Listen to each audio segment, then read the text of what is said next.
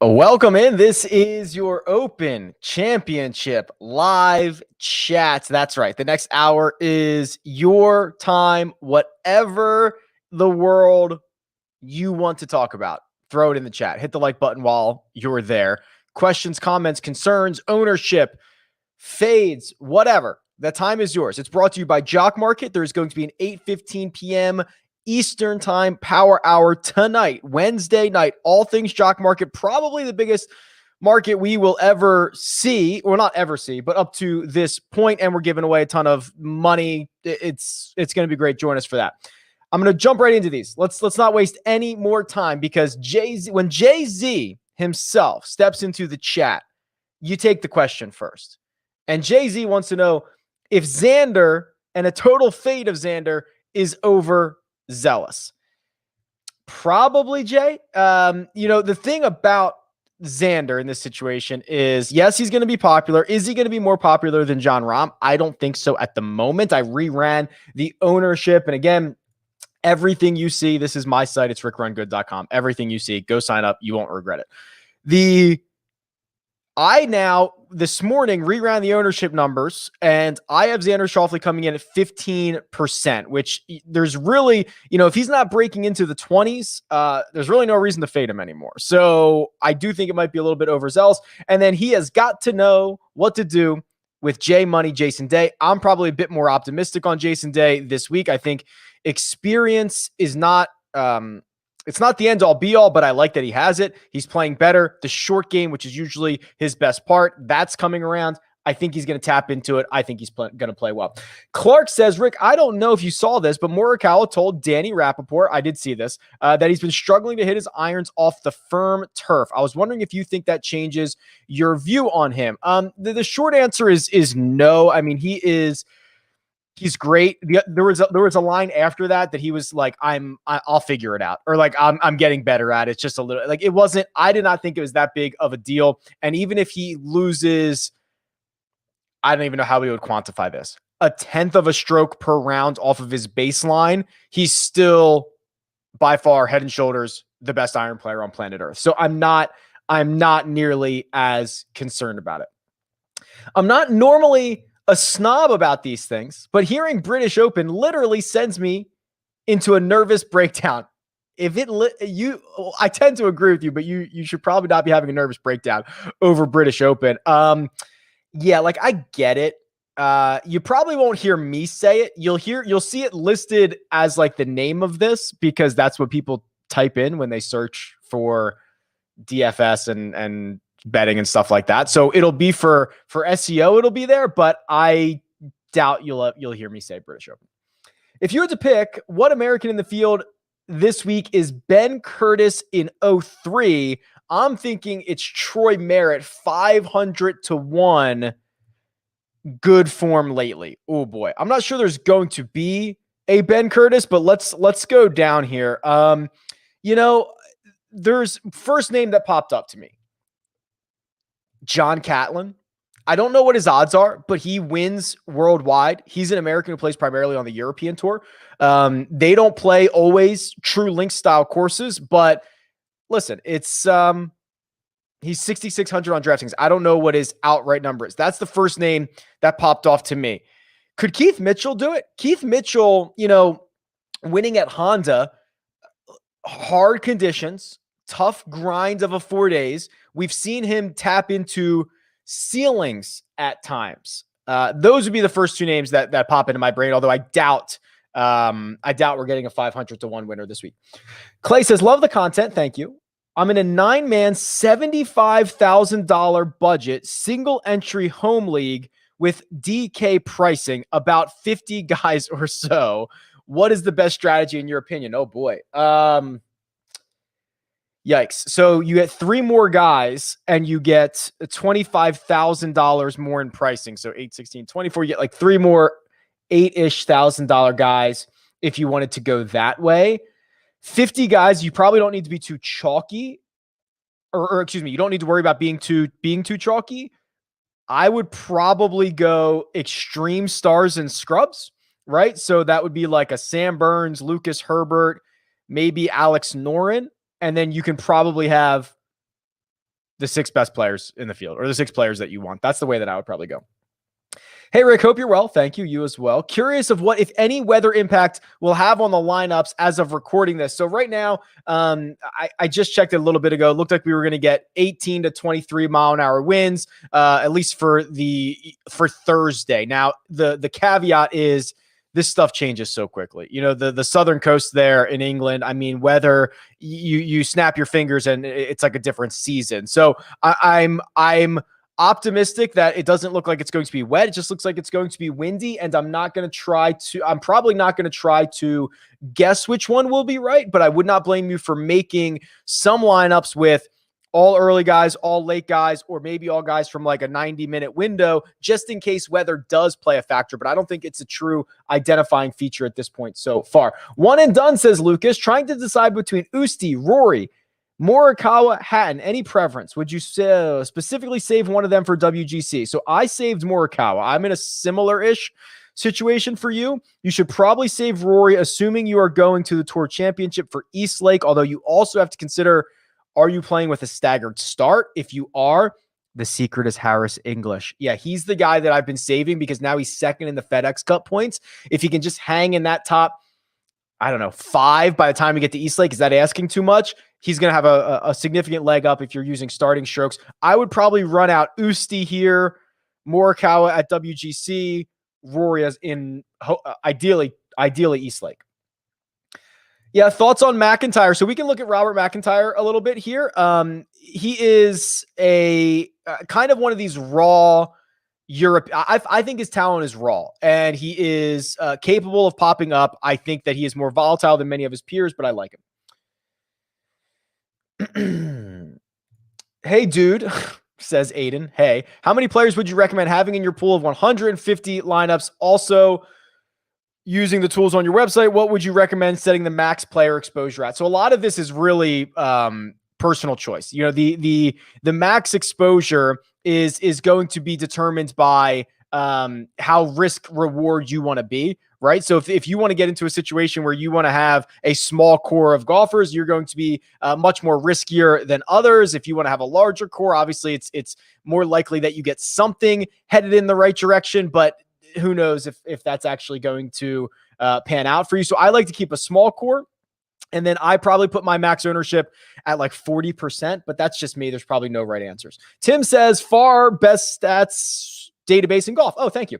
This week with higher volatility because, well, it's Royal St. George's, would you expect most really big scores might come from leaving large dollars on the table than normal? Yeah, I mean, last week, literally the optimal lineup was $50,000, in which I mean, it's probably been months since that has happened. It is much more likely that the optimal lineup comes from, I don't know, 47 to 49,000. And some of these scrubbier guys that you've never heard of finish inside the top 10 and unlock a lot of different things. The highest percentage player probably being in the optimal is probably Sam Burns, just because of his upside and his salary. So even if Sam Burns finishes like 25th, he opens up a lot of different options for you because you can probably get Rahm and Brooks or whoever else that you want. So yes, I'm always a big proponent of leaving money on the table. How do you start to weigh this being someone's first start at the Open? Specifically, does it make you skeptical about Morikawa, Hovland, and or Scheffler? Just a little bit. I'm not nearly as bearish on those guys, to be quite frank. In fact, I've bet Victor Hovland at 40-1. I think there's a really good chance he wins this golf tournament. A couple of things. These guys are just different. They're very much built different than the other young guys. Or like, remember, golf has changed so quickly in the last 5 years. We're using history that's 5+ years old, 10+ years old, 20+ years old, and being like, you have to have experience. Not really, man. You used to have to, pay your dues for a couple years on the PGA Tour before you could start contending and winning. Not anymore. These guys are really, really good. Hovland, an excellent ball striker. What I will note, and I'm sure I've noted this at some point in the week, Hovland's short game is much improved. It might not be good, but he is now a 0 around the green player, which you can see he basically plugs the hemorrhaging. And the putter, similarly, just it is improved since the start of 2021. and we know he's one of the best ball strikers out there. So yeah, I'm pretty bullish on all of those guys. I worry a little bit about Scotty Scheffler because of how high he hits it, but that's about it. Could you do a deep dive between Spieth and Brooks? Yeah, man. I mean, both of these guys are going to be phenomenal, right? I think there's a really interesting narrative around Brooks for the casual golf fan that he's not playing well. That is not the case. 3 top 5 finishes in his last 4. 2 of them are major championships. You could argue missing the cut at the Masters, not that big of a deal. He played literally hurt. Missed the cut at the Byron Nelson, whatever. Palmetto was almost a warm-up for the U.S. Open. He looked like he didn't even want to be there. Like, I really love the way Brooks sets up for this. He's just got all the metrics in the world that you would want. The only thing that concerns me is not a very good putter on bent, but seems to find a way to will the ball into the cup. And then Spieth, Spieth is probably like, I don't know how to describe this. I think he might be, I don't know how to say this. He's not the favorite, but I think he could be, or he should be. He is, since the start of 2021, has actually been better than Jon Rahm in terms of strokes gained total. Now, it is very, very close, and we're splitting hairs there. But if we just sort everybody in this field by strokes gained total, Guido's number 1, only 8 rounds. Spieth is number 2. Rahm is number 3. And it's very, very close. But you combine that with his creativity around the greens, the grind mentality, the Open Championship experience. I love both of these guys. So I don't know if that helped you at all, Craig, but let's rock and roll. Chris says, hey, I'm new to golf DFS. Woo, baby. Welcome. I'm curious if pairing matters, like who plays with who. What do you do with this info? So there's probably not enough data on this, meaning that I have it all somewhere. They put these guys in group numbers, but I haven't parsed through it as much because last time that I did, they don't play together that much, right? So it's hard to be like, wow, did he play poorly because he was playing with someone he doesn't like, or did he play poorly because he was having a bad day? So I think there are a couple of situations, maybe in like showdown, I wouldn't be against deploying guys in the same group because sometimes they start heading in the right direction together. They can build off each other's momentum. Players talk about that a lot, but it's also a double-edged sword because if they start going in the wrong direction, that group loses momentum. Things go sideways. But I wouldn't mind it for showdown. I think it's probably thinking too much about it otherwise. Happy Gilmore is here, man. All the celebrities are here. Let's talk bets. Scheffler, Hovland, and Harris English. Anyone pop out over the others? Key stats, thanks as always. Yeah, mention Hovland, like him a lot, already bet him. Scheffler, I like, worried about his ball flight. Harris English is kind of interesting. And I don't know exactly what his odds are at the moment, Happy, but if you look at his DraftKings price, it's a little disrespectful, I think. $7,300 for a guy who just won the Travelers, finished 3rd at the U.S. Open. And remember, we were talking about at the Palmetto, he turned back into the 2020 version of himself, which was very, very good and well balanced. Now, he hasn't played an Open Championship in, I guess, 4 years, because 1 year we didn't play it last year. So it's been 4 years since he's teed it up at this event. So I worry about that, but this is a pretty disrespectful price at $7,300. I would compare his outright numbers to the rest of the guys in this range and see if anything sticks out there, because he might be a really good value. History tells us that there will be 4 to 5 Euros in the top 10 of the leaderboard. And then Denver Timmy says, who do you think those Euros will be? I think I mentioned Norin at some point. I would not be surprised to see Ian Poulter up there. I wouldn't be surprised to see Matty Fitzpatrick.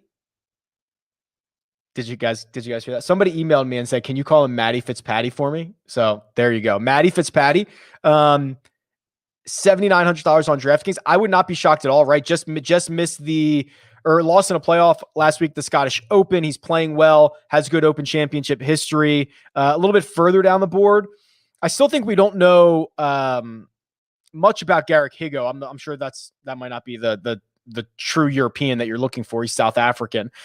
Oh, let's see. Lucas Herbert, I could see being in there for sure. Playing hot right now. 4 consecutive top 20s across both the European Tour and the PGA Tour. Let's go.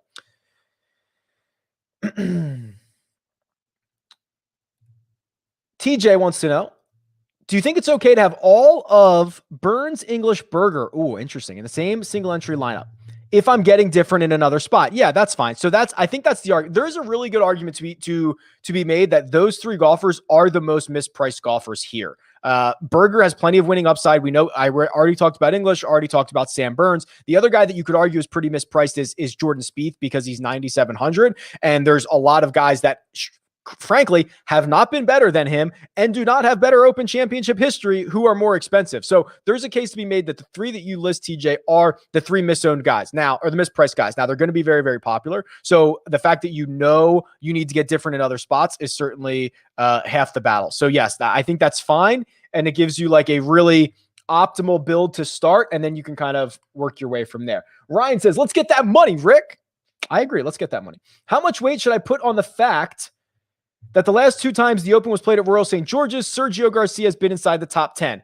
Probably zero. It's been 10 years and 20 years, 9 years and 18 years. So I don't mean that to say that Sergio cannot finish inside the top 10, but I'm not taking history that is that old, especially when conditions are likely to be different. Sergio Garcia is a vastly different version of himself. I am not going to use that. Rick, love the content. Thanks, Jeff. Any strategy for a 15-person, you guys come up with some great leagues, 15-person DK single entry winner take all home league? I noticed chalk always seems to be amplified for sure. How should I view ownership? So that is not just in your home game, but it's in a lot of single entries in general. So like, here's a good example. Jordan Spieth, I have him about 26%. This would be ownership for a million milli maker situation. Jordan Spieth might be 40% owned in a single entry. He might be 50% owned in a home game, so to speak. So I think what you need to do is you are much more encouraged or rewarded to fade the really chalky guys. So if it's not Spieth, maybe you go with Zander. I have him coming in 10% less. Maybe you go with Louis, just a small pivot there. Maybe you go with Morikawa. I just think you're encouraged to not go that direction. Is my Catlin DFS loyalty finally going to be rewarded? I'm not sure, but I did mention him, so he's not bad. Hey, Rick, how's it going? I want to go with Reed, but I feel Cantlay is the better option. Reed, to me, hasn't had a top 10 since the Memorial. Thoughts? So sure, but what doesn't he have like 9 consecutive top 20s at major championships? I mean, he has been absolutely insane at majors. Let me just pull this up real quick. So Patrick Reed, and we'll do let's get this out of here. We'll do Masters. We'll do do I have it called the British in here? No, of course not. Open Championship, the Open Championship, PGA Champ, and the U.S Open. I believe I have it. Yeah. So, all right. So not all of these have strokes gain data, but look at this. 1, 2, 3, 4, 5, 6, 7 consecutive top 20s. Wow. I am very good at remembering things. So Patrick Reed, 7 straight top 20s in an event like this, and a lot of major championships really fall into his skill sets, which is why he's kind of this big game hunter when things get more difficult, when the best players get together, because he's kind of this short game specialist. And that's really, really what plays well. So, I don't think you should be all that concerned about Reed's recent form. I have no problem with you running him out there. Rick, getting pumped for the British Open. Oh boy, you're going to make a lot of people upset. Who would you take out of Berger, Finau, and Scheffler to finish best? Not DFS related. I will take, oh man, I just lost my spot. I don't know what happened. I just lost my spot. So I can see the question here. Berger, Finau, or Scheffler. It's not great. I would probably rank them Finau, Berger, Scheffler. Nah, Berger. Finau, Berger, Scheffler. No, Berger, Finau, Scheffler. I don't love it. I don't know what happened to my comments, so hopefully I didn't miss too many. Let's see. Fowler or Noren, says Joe. Oof, man, we can compare the two, and we can compare them since the start of 2021. I mean, my heart kind of says Noren. Fowler has not really done enough for me to sell me on that yet. So let's do Fowler. and let's do Noren. And let's just kind of compare these guys. So they played a similar number of rounds. Noren's played 4 more. Noren's been better off the tee. That's scary for Fowler. Noren's been better on approach. That's scary. Noren's been slightly worse around the green, pretty significantly worse around the greens, but still gaining, and he's been way better as a putter. I think you have to go with Noren here. I know that Fowler's played well in like two in a row or 3 out of 4 or something like that, but Noren's also got great Open Championship experience. I think you have to go there. All right, let me do this. Real quick, let's talk about Jock Market. So not only are they hopefully the proud sponsor of this video, maybe just the sponsor of this video, not sure how proud, but this is Stock Market DFS. This is where you can bid with real money, or you can get into a free contest to win real money on shares of golfers and other athletes. This has been attempted before. You're probably like, Rick, I've heard of this before. You probably have, but not Jock Market, because all those other ones failed. This one's doing a lot better. It's succeeding. It's really well done. Essentially, right now, until about 9 o'clock Eastern time tonight, you can bid on shares of golfers. Then those shares are allocated tonight, and then the live trading begins. So you can, like, when Rory goes out and makes double on the first hole, or like plays his front 9 at 3 over on Thursday morning, maybe you go buy some Rory McIlroy shares and see if he can go really low for you. I have the data on RickRunGood.com. It's free. You can download every single cash market that's ever existed. So you can see, for example, Lucas Glover last Wednesday was $5.50. He won the tournament, so that gave him a $25 payout. So he made $19.50 profit per share that you had on Lucas Glover. And you can see a lot of these returns from guys where it's only $2, $3, $4, $5 a share to get in. You can get as many or as few shares as you want. We're giving away $100 tonight. There's also a $50 deposit bonus if you use the code Rick. So lots of free money to be given away. And I imagine it is going to be pretty spicy this evening. That is Jock Market. I love it. Oh, this is a good question. Hey, Rick, what's the sleep schedule for you this week? Oh boy. It's going to be ugly. Because this is the hardest day. Wednesday's the hardest day because I'm still on American media time, right? So I'm still doing CBS sports obligations that are for viewers here in the States. And then at 1:15 a.m. Eastern time tonight, it's going to switch over to basically London time, basically London time. And I will be on CBS Sports HQ for tournament coverage. So the plan is to nap later. I'm trying to work in some naps, trying to acclimate the body, trying to live on coffee for the next couple of days because it's going to be really wonky. So if I send out crazy tweets at 2 a.m., you know what's going on. Who are some first round leader candidates? So there's a couple ways we could do this. We could always go to the Holy Grail. We can always load everybody in the field. We can always look at their round 1 numbers and then try to compare to guys who are, going off early. That seems to usually be the case, right? Receptive, more so in the morning. But in terms of first round leaders, Jon Rahm is pretty significantly the best player in first rounds. You're not going to get a great number on him. Patrick Cantlay as well. Trying to find you some values. I mean, Ricky Fowler historically in his career has been really good in round 1s, 123 of them, and maybe he's starting to turn it around. He's a guy who can get a hot putter. I would not mind that. Christian Bezuidenhout, again, another hot putter type of guy. That's kind of the way you have to be a first round leader, right? You got to go out, gain 3 or 4 strokes on the putting surfaces and see what happens. So I would not mind that at all. Guido is gaining strokes everywhere, says Kyle. Yeah, I've seen a lot of questions about him. I'm not sure we know a lot about him, right? I have 8 measured rounds in my database. He's gaining strokes off the tee. He's gaining strokes on approach. He's been great. He's been phenomenal. It's definitely too small of a sample, but that doesn't mean it's wrong for him, right? He might be this player, but it is a very small sample size. I'm not getting too excited. If you want to try to be early on him, this is certainly the time to get in. Brian says, Rick, I'm pumped. I love it. Me too. I kept getting a few 6K guys to show up in my model. Keegan Bradley, Chris Kirk, Taylor Gooch. None of you mentioned.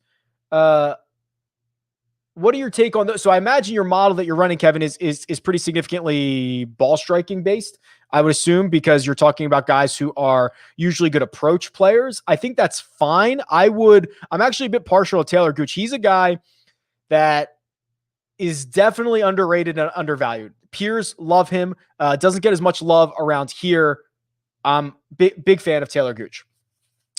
Rick, you the man. Love the content. Thank you. Is it dumb to leave 3,000 on the table? No, go do it. Ryan Palmer has a great track record at Opens in the past, and after his finish last week, do you consider him a really good play? I consider him a good play. I don't think he's a really good play. I mean, he hasn't been great up until the Scottish Open last week, but he is usually solid. I think he has like 4 30th place finishes, like exactly 30th at the Open Championship. And compared to guys like Rafa Cabrera-Bello, Patty Harrington, even a Kevin Kisner, I do prefer him. So I think he's a good play. I wouldn't say he's a really good play. Pick 2. I usually hate these questions because I have no idea what this is for. So this will be the last one that I answer like this. I'll say Reed and Noren. Rick, I'm having an Arnold Palmer spiked in your honor. Thank you. Yeah, Richard Bland. I've gotten a lot of questions about him as well. I'm not there on Richard Bland. You know, it took him, 500 European Tour events to finally break through. He is very much soaking in the opportunity to hit the opening tee shot this week.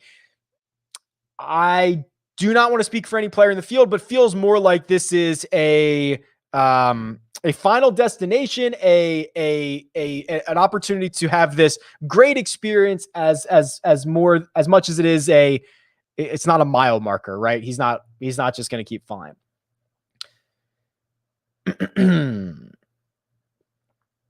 The exact same question about Ricky versus Noren from somebody else. Jeez, oh man.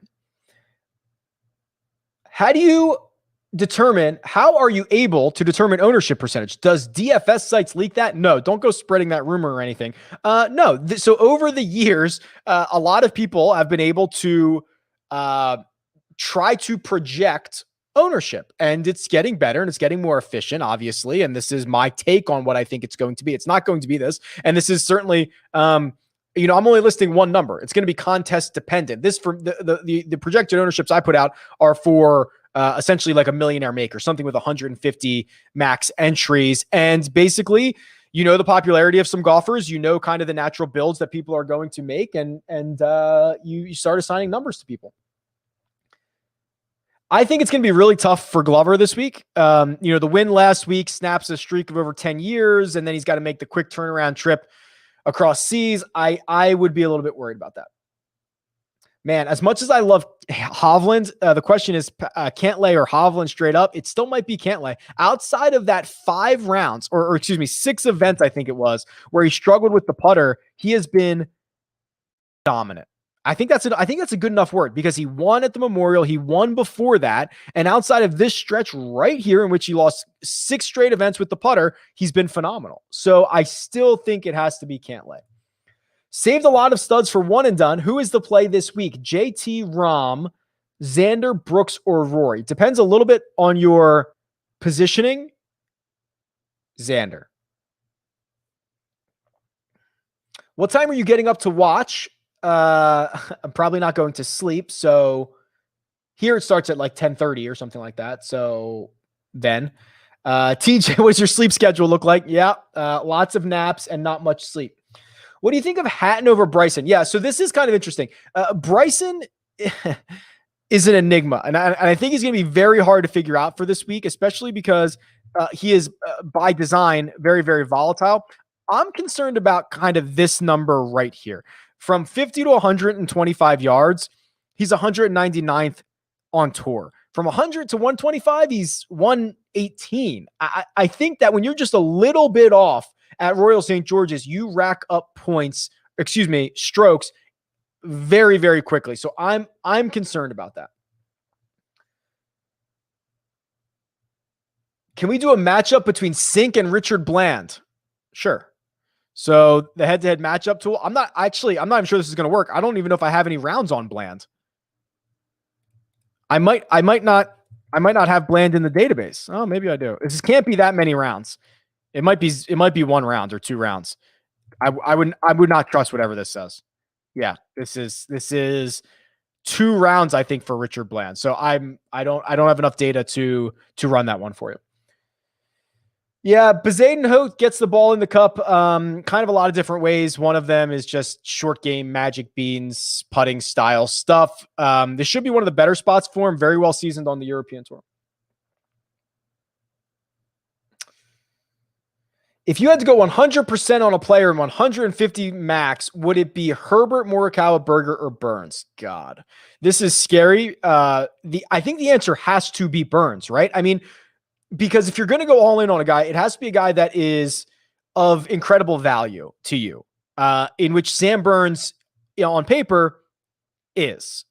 He is mispriced by about $1,000. So not only does he give you the access of him being mispriced and maybe he goes out and finishes inside the top 25, but if you had 150 lineups of any guy at $6,300, you can do whatever you want, right? You can still get a lot of Herbert. You can still get a lot of Morikawa. You can still get a lot of Berger, and you can get a lot of studs as well. So I think the answer has to be Sam Burns. Hey, Rick, you're my favorite PGA content creator. Thank you. Smash the like. That's a good idea. At this moment, is there any specific tee times you're are targeting more so than others? No, not at this point. There's a super chat here from Bill. Bill, thank you very much. He says, new viewer here, so not sure if this has been asked before. How many rounds of golf would you say you play a year? So I try to play like twice a week. So if I can play twice a week, call it 40 weeks a year, that's 80, which I know is a lot. And that's the goal.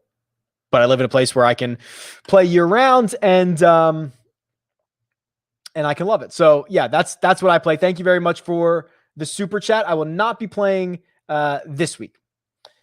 Rick, does your website have a list of greens with the biggest courses? Was going to make a model of the top lag putters on huge courses with sloped greens. Yeah, so you can do this a lot of different ways, I guess. So you could always choose any set of courses or tournaments that you want, or you can sort by the large greens, in which you'll kind of see the list of courses with large greens. So I think I have it set at like it might be 6,500 square feet or more, something like that, where it is a large green. I really like Neiman this week as a low-owned pivot. So do I. Yes, I am concerned about the around the green game, as you are, which is what you allude to, because he's not very good there. But the piercing ball striking ability, the trajectory is always very, very valuable here. Although, actually, look at this. I forgot that I had around the green click or at large greens clicked. He's much better around the green when he has more green to work with. But in general, he's not very good.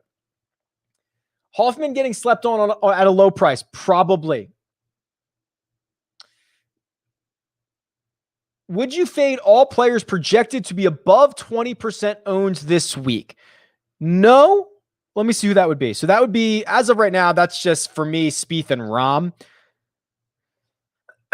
Excuse me. No, I wouldn't. Because you can differentiate somewhere else. But I would say that, especially in single entries, you should probably be fading a lot of those guys. It's just a weird week.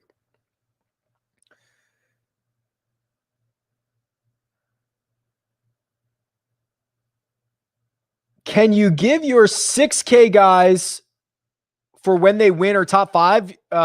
You would say I'm not surprised. Sure. I think that Herbert would be one.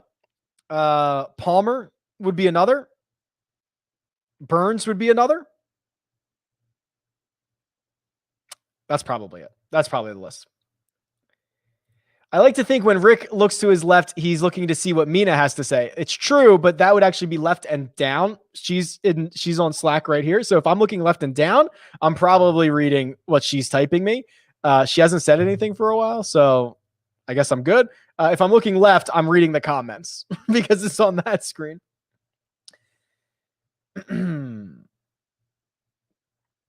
Yeah, there's a lot of questions about Lucas Herbert. Let's go fire it up. Rick, it always feels like course history gets overrated. But this week, Phil, DJ, and Ricky all not getting that much love from big golf people. What up with that is what that question says. Well, the Phil magic, I think, is kind of interesting, although I think most people think he probably spent it all at the PGA Championship. Now that's kind of linksy, and he hits it pretty far. I don't mind Phil. DJ, I just think hasn't played well, right? We've been waiting 6 months for him to kind of flip the switch. And then Ricky, it's been 2 good weeks. I need to see a little bit more, but that's me. Thoughts on Rose? He's being held up by toothpicks and air. That's what I think. It's all, I think putting regression is coming for him in a big way. What is the best low-owned player to lock into all your entries? Okay, so let me think about this. I have Hovland at 7.3%. I would not mind that one single bit. Bryson's also at 7.5%, which is kind of scary. How about Cam Smith is kind of interesting. No, he's not. Forget I said that. No, he's not. He's not all that interesting. Alex Noren, that's probably too risky though. So I think the combination of guy that's not as risky plus low owned plus not that expensive so you can kind of work around him, I think the answer is Hovland.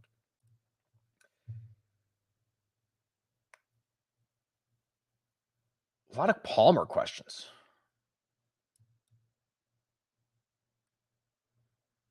The safest option with the highest upside. Those two things usually don't go together, Ricky Pickle. Or is that Ricky Picky? No, I think it's Ricky Pickle. Fowler, Grace, Robert McIntyre, Lucas Herbert, Ryan Palmer. Oh boy. It might be Grace. I mean, his win came in Puerto Rico, a little windy situation. Plays well at Open Championships. Just played well last week, right? I mean, the answer to floor plus upside, which doesn't really exist, is probably Grace. Hey, Rick, thanks for the content this week. Does the challenging rough give you more hope for Bryson to play well? Yeah, so this is kind of an interesting situation with the rough. So rough at Royal St. George's is mostly fescue, really wispy, tall stuff, like knee-high, right? And when it's dry, that's not really much of an issue. These guys swing so hard, they rip right through it. They fire it all over the place. But it's been really wet there the last couple of weeks or so. And there's kind of this grassy underbelly apparently that's growing at the base of these wisps, which, yes, to answer your question, Chris, if it's playing more like thick rough, that would be better for Bryson.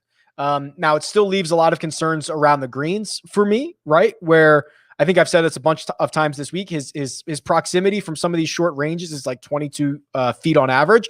On the PGA Tour, that's fine. You just putt for birdie from 22 feet.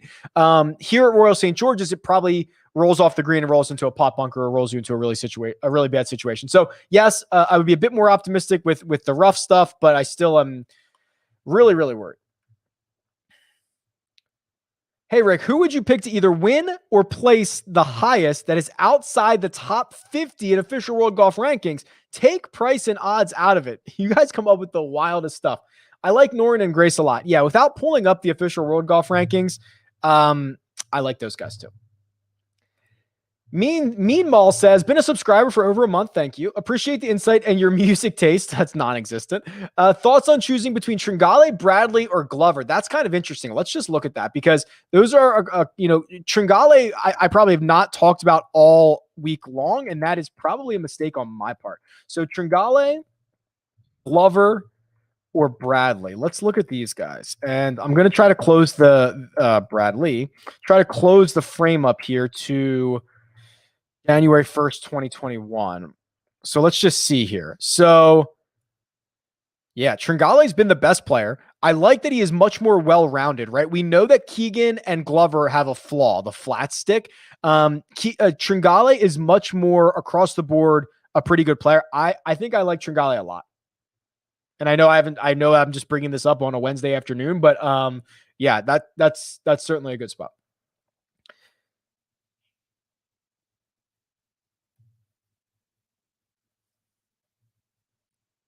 I don't get the Burns love. I mean, I see the price, but his history at majors is not ideal. Seems like a trap.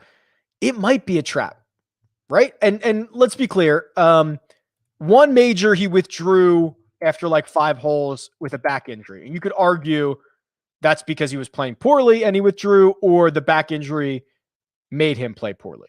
The other one, he missed the cut at the US Open by a shot, which is that big of a deal? Right. So I'm not as worried about that. The upside is he's won on tour. He should probably have a couple more wins. He's played well at difficult golf courses, and the price. So I get it, right? You don't have to play him. There's a lot of other options.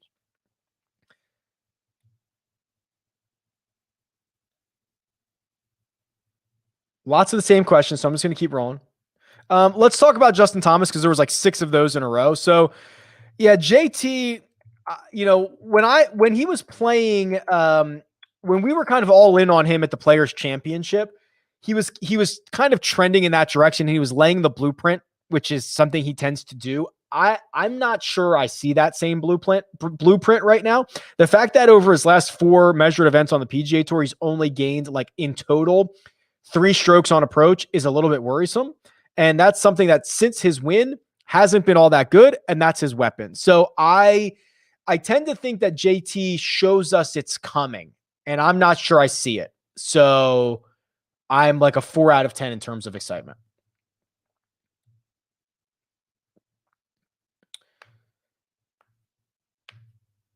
Are Finau and Cantlay among the most mispriced guys?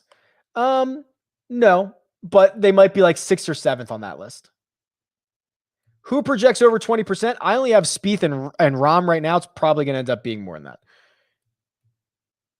Oh boy. Any love for DJ? I'm not going to have DJ this week. He made the fades list. I'm worried about that. I'm scared about it, but I just think that it's one of these situations where we're waiting 6 months for him to flip the switch and he hasn't flipped it yet. Jared says, "Hey Rick, best PGA content hands down. Thank you. Best pick under 8,100. Man, okay. Matty Fitzpatrick might be that guy. I'm pretty partial to Neiman. Or there's a kind of, again, a guy I haven't spent a lot of oxygen on. There's a really good case for Answer this week, I think. So he is outside of Torrey Pines, which he should not have played well at. He's been phenomenal. Like, look at this, piling up top 10s, gaining strokes everywhere. And he was not going to play well at Torrey Pines. We knew that was coming. So I'm not worried about that. The other thing is this course is pretty short. And it's actually 22 yards shorter than last time we had it in 2011. So I actually think Answer might be pretty good.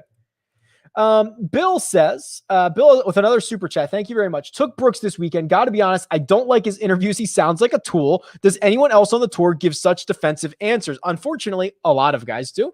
Bryson does as well. That's part of the Brooks thing. Right? That's what he does. Then he uses that like, oh, people think I'm annoying or people think I'm defensive or people think I'm a tool. Let me go win a major championship. That's all part of the shtick. So I would not be too concerned about that. That's what he does. Yeah, let's do a deep dive on Finau because I think that is he used to be a free space in every single major championship. Good news is he's probably not going to be that highly owned. The bad news is the best part of his game, he has lost strokes off the tee in 2 straight. Now, that was a couple of weeks ago since we saw him at the Travelers Championship. I assume he has got it figured out. I think with the Open Championship history, which is no finish worse than T27 in 4 trips, I think it's worth something. So I'm going to try to get a little leverage on Tony Finau. Hey, Rick, are you willing to take some more risk with players this week due to volatility that can happen at this course? Yes. There are a lot of things that golfers cannot control this week. I think that you should be leaning into that. Russell Henley seems to find himself in optimal lineups often. Do you like him at all? So, very good ball striker. I think I showed this a couple of weeks ago. He started to, it's good that he's getting himself in contention, but he has been playing himself out of every single Sunday. Now, he played better last week at the John Deere. Now 3 straight top 20s. I think he's only $7,200. Yeah, I don't mind that.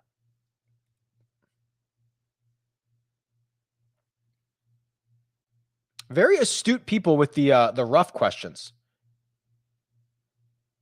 I've talked about that, so I'm going to skip those, but very good job.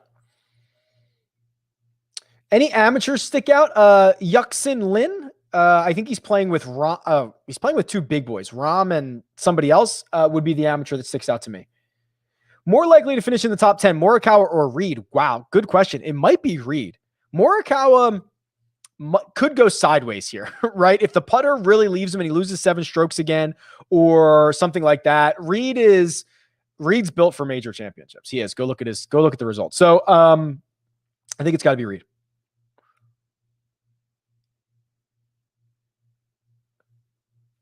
Any thoughts on, I've talked about that like 100 times. A lot of the similar questions here. Hey, Rick, who is your favorite American, Englishman, and Australian? So if it's not odds indicative, it's probably Brooks, Matty Fitzpatrick, Day. That was tough. There's a lot, but that's tough. Can you run a model and focus? Wow, I can't believe it took this long for somebody to ask about a model. Yeah. Can you run a model and focus on sand saves, bogey avoidance, scrambling, and strokes gained around the green, who are at least average ball strikers? Oh, okay, that's pretty tough. So a lot of these are going to overlap, right, around the green and you're scrambling and stuff. So here's what I'm going to do for you. We'll do 36 rounds. We'll do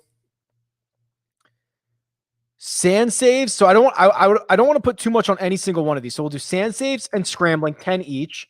We will do now bogey avoidance. I think I have bogey avoidance, right? Maybe it's on the list for what's coming next. So I don't have bogey avoidance yet. I'll add that.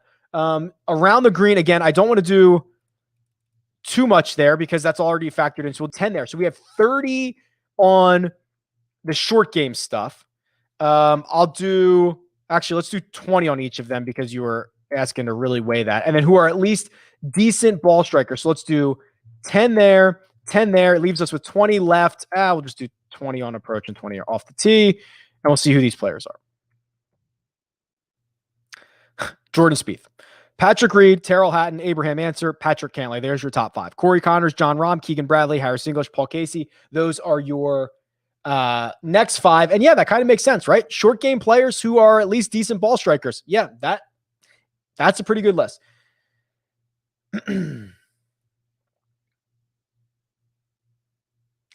Did a deep dive on Guido earlier. Rewind. Top fade of the tournament, and this will certainly burn me. Bryson. He's probably going to win by 6 now.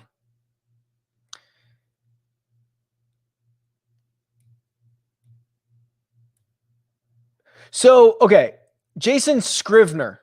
So I did a little write-up. I got to find this. Let me see if I can pull this up real quick. So I do every single week. As I'm like just going through the week, I will just take all these little nuggets that I find and I will put them in an email and I will send them out to subscribers on usually on Wednesday mornings. And I think I had some Scriv notes in there, just like really, yeah, here it is. So I just like random stuff that doesn't pop up. I throw it into this newsletter. You can subscribe to it. I tweeted it out at some point. He's 103rd in the official world golf rankings, 14th on the European Tour in strokes gained, which is right ahead of Guido. Doesn't drive it far, but he is accurate. 19th, that's good. Gains over a half a stroke per round on approach, but the putter is arguably the best weapon. So yeah, pretty much in on Scriv at this point. And you can subscribe to the Run Good Rundown. Go check my tweet thread. It's pretty cool. Love being a member of Rick Run Good. Thank you very much. Miggy or Grace in a DFS lineup? Grace is pretty sneaky good. I think it's Grace.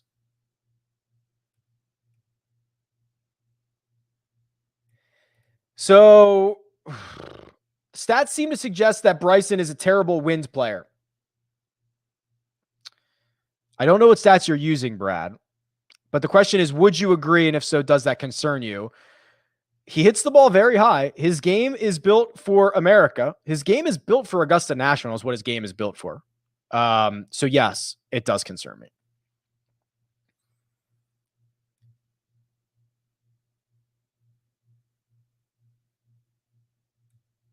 What's considered high ownership in this field? I would say 20%, right?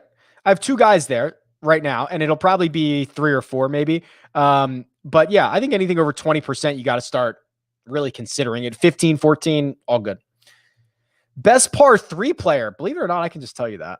So let's just do this. I can just do, let me clear these. Best par 3 player. I'm going to put all my weights on that. I'm going to scroll down. This is the last 36 rounds. Stuart Sink. Was that surprising? I think it was. Justin Rose, Daniel Berger, John Rahm, Webb Simpson. Those are your best par 3 players in the last 36.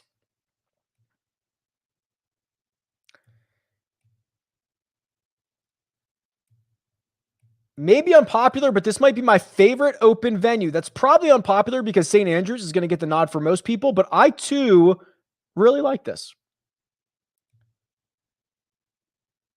A lot of Lucas Herbert. I love him. Let's go. Fire it up.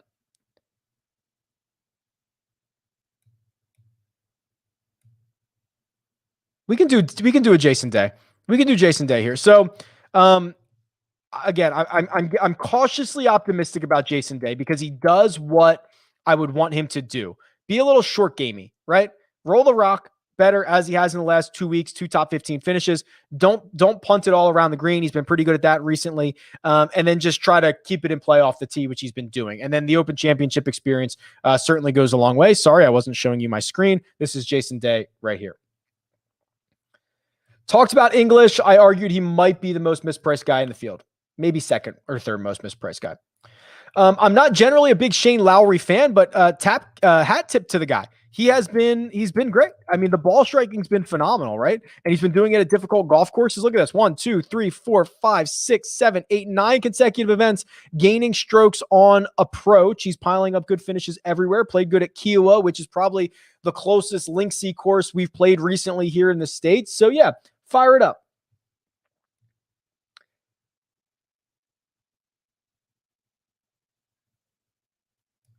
Hey, Rick, have to say this. I've been holding it in for a while now. I'm in love with you. Will you leave your wife for me? Also, who's your favorite golfer under 6,500? No, I'm pretty happy with my wife. I don't think I will leave her for anybody. So it's not just you, MD. And then 6,500 or lower. I mean, Sam Burns. But if we're going to go in a different direction, there's something about Keith Mitchell and kind of being like a mutter. I wouldn't mind Troy Merritt, although I worry about that. I wouldn't mind Carlos Ortiz either. He's kind of a popper too. It's really tough. I would narrow it down to those guys.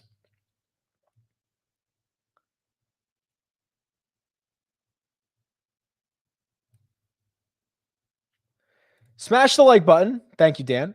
How have you adjusted your custom model as the week went on? Love the show. Yeah, so I'm probably I've probably gone with something like this: 36 rounds, and I tried to create just a blended strokes gain total because I think I do think that it's going to be so important to be well balanced here. So I went with 20. I would do 20 on putting, 20 around the green, 15 on approach, and 15 off the tee. It's kind of like a blended strokes gain total. Now that leaves me with 70 left. So then I would probably go. There's only 2 par 5s, which you could argue then makes them more valuable, and you could put weights on that, or you could just go with par 4s because there's more of those. So I'll go with 15 on par 4 scoring, and then I think a lot of the shots are going to come from, and it's again wind dependent here, but this like 100 to 125 range I think is going to be pretty key. So I'm going to roll there, and my model, if I were creating it today, number 1 would be Cantlay. God, every time I run a model for the last 6 months, Patrick Cantlay pops up. John Rahm, Abraham Ancer, and Cam Tringale. Okay, this is what I think is kind of sneaky. Ancer and Tringale might win everybody all the money, right? Like as this week goes on, things start to build. You start looking like you could probably play this lineup. You could probably play. Maybe not. Cantlay, Rahm, Ancer, Tringale, Koepka, JT. No, you probably couldn't. But there's a lineup to be made there. Charlie Hoffman hasn't missed a cut since February. Why is he not higher owned? Probably because he just hasn't played as well recently. I agree with you. He's been one of the better ball strikers of 2021. No doubt about it. He just hasn't played as well recently. He got added to the field late. That is why he's not more highly owned. I need one more player who is $6,600 max.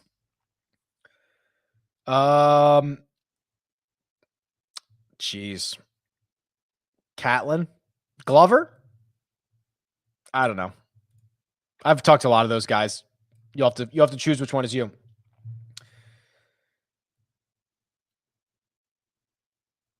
Driving accuracy is more important this week. Sure. I don't know compared to what, but yeah, I mean, playing out of short grass, always very, very good. Rick, why does it seem like the South Africans seem to always play well in the Opens? I think they're just kind of sneaky good. And the fact that honestly, the flag stands out and people realize it when it's on the leaderboard and they show it, that's a little bit of it. Also, I just think that I think the South Africans get the benefit of a lot of different type of courses, whether it's the Sunshine Tour, whether it's the European Tour, the Challenge Tour. I just think that they are very prideful in the way that they play the game creatively, and I think it ends up showing well. I've got a couple minutes here. Unfortunately, I have a pretty hard stop today because I got a ton of obligations. So I'm going to have to try to, I mean, a lot of these have already been asked, so I'm not that upset by skipping these. Sorry, I'm just reading. I've answered a lot of these.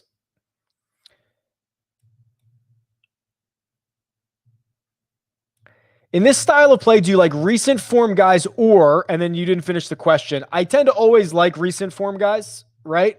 Recent form, well-balanced players. Also, you should have to subscribe to this, by the way, to get this, but I also tweeted it out. If you're not subscribed to this newsletter, you're probably pretty silly because I put together, here are the, every single golfer in the field who gained strokes since the start of 2021, in all 4 categories. I think that is going to be very important this week. So these are sorted by DraftKings price. The guys at the bottom that might be values: Kirk, Glover, Steele, Harmon, and Guido. That's only 8 rounds. Guys at the top: Rahm, Koepka, DJ, Zander, Spieth, Louis on that list as well. So I really like this style of play.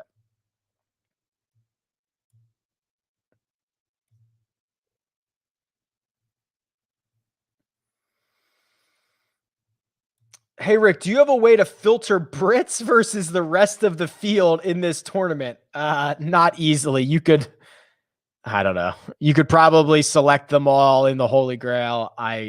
Not an easy way. That's pretty good though.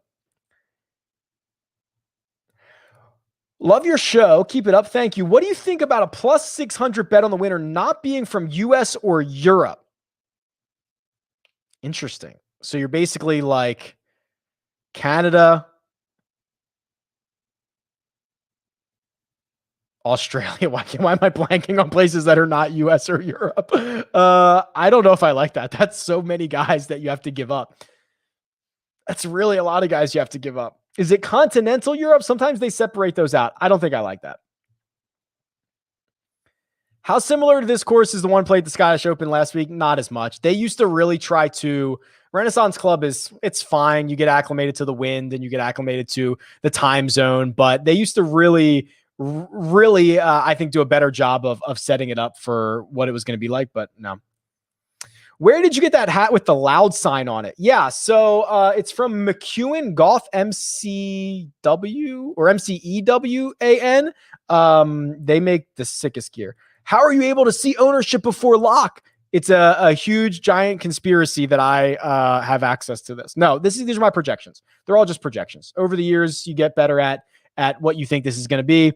These are projections. These are not what the ownership is going to be. But hopefully very close. Just getting here. Still high on Koepka? Yep.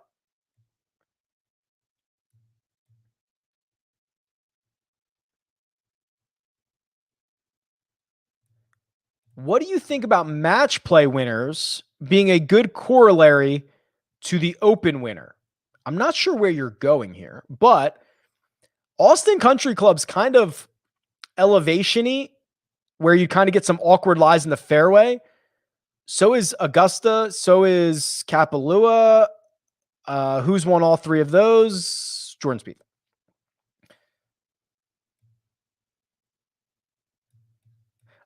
Is there a sweet spot or time frame for capturing recent form? 24 to 36 rounds for me has been very useful. It's enough that it's not just noise, but it's not so long-term. 24 is usually my go-to, but I do like 36 as well. Best 2-player combo for cash. Oof, I don't know if you want my answer here, but probably Cantlay Fitzpatrick. Oh boy, this is tough. So it's Koepka, Burns, Cantlay Fitzpatrick, or Oosthuizen answer. So safety. Oosthuizen answer? I think that's right. What is your cut line guess? Oh boy. the winning score is going to be like 6 under. So cut line would be like 4 over. I don't know, but join me for the Cut Sweat show on Friday, tentatively 2 p.m. Eastern time. That might change. Not sure you realize this, but you had a Brooks question answer and you answered it like it was a Bryson question. That's awesome. I did not know I did that. Oh boy, I gotta go. I got other obligations. Let's see what's going on here. I know. My wife is giving me, she's pointing at her watch. I know. I'm coming. Let me just see here.